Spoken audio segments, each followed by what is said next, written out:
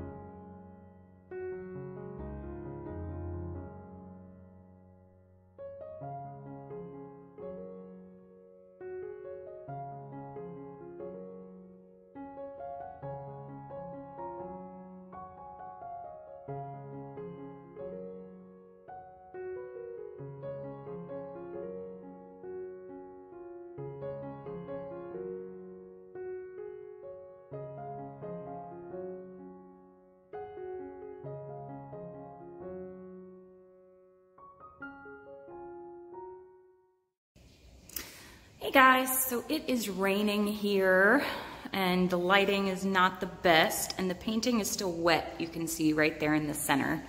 But I was so excited to show it to you, and I think once it's varnished, it's really, really gonna pop. The spray paint that I used, see, you can't really see it here, but it's not white to create the stars. It is like a silver spray paint. So I just held the spray can upside down to mist it to get that. And then I relayered some of the balloons on there as well, just to give it kind of a little bit of depth.